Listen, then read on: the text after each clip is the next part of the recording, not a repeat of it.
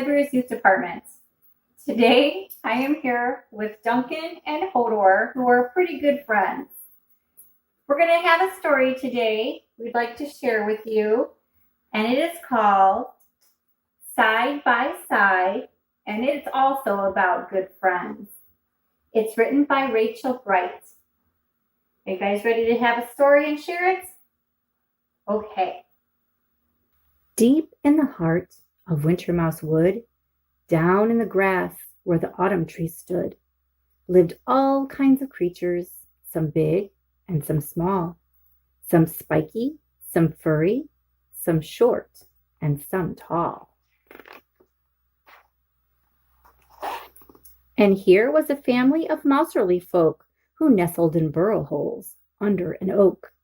And the teeniest, weeniest, youngest of those, who had sticky out ears and a whiskery nose, was named Little Mouseling.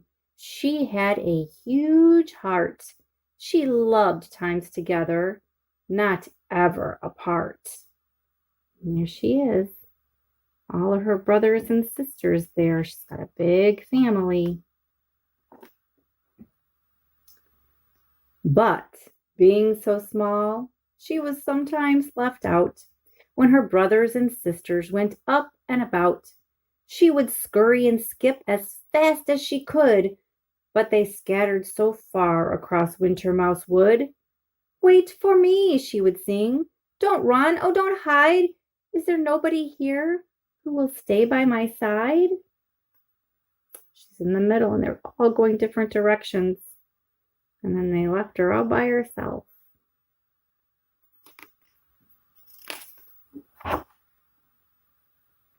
Well, in Wintermouse Wood, you don't have to wait long for one or another to answer your song. And there she's sitting. There's a couple of little friends visiting.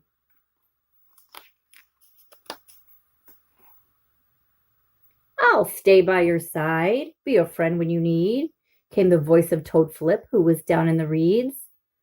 "We could bounce up and down and do backflips and jumps, then plop in the water and cool down our rumps." "How lovely," she said, since she longed to dive in. "I do like to bounce, but this mouseling can't swim." That might be a little problem unless he can teach her how to swim. From high in the branches a voice echoed down. "Well, then I'll be your friend," bellowed Big Squirrel Brown.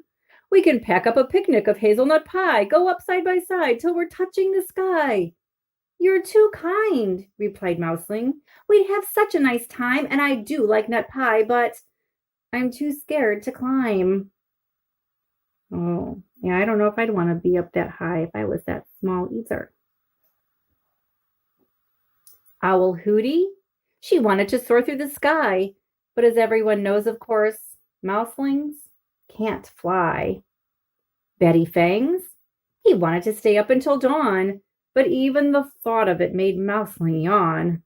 She stared at the sky with her eyes big and wide. Would she ever find one who would stay by her side?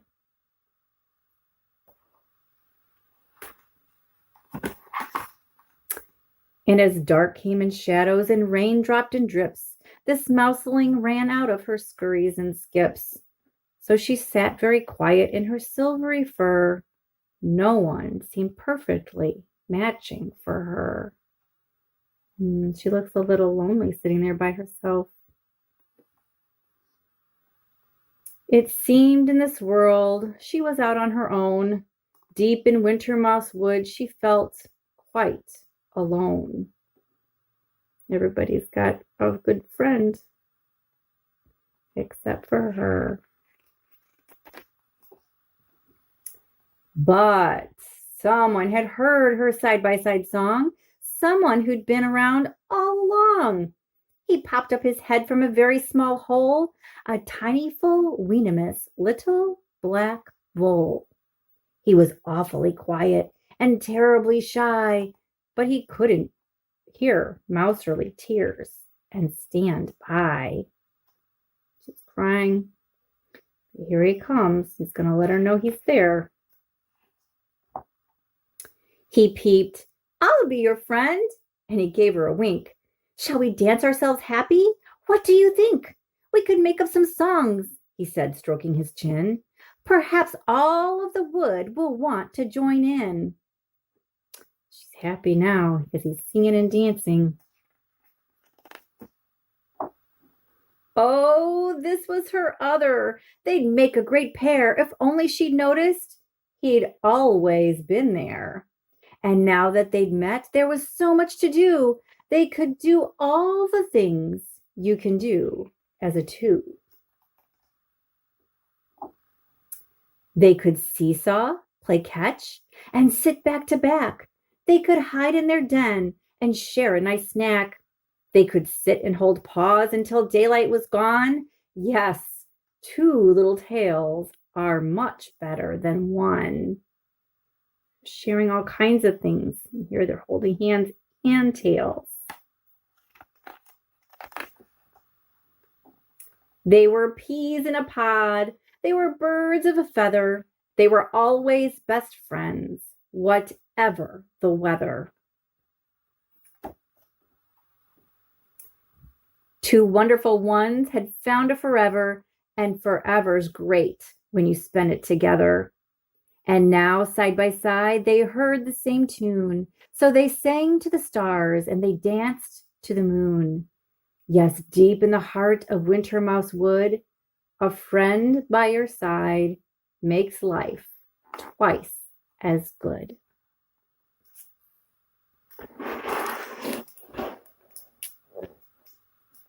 I hope you enjoyed our story and you're able to spend some special time with a good friend. Bye. Have a great day.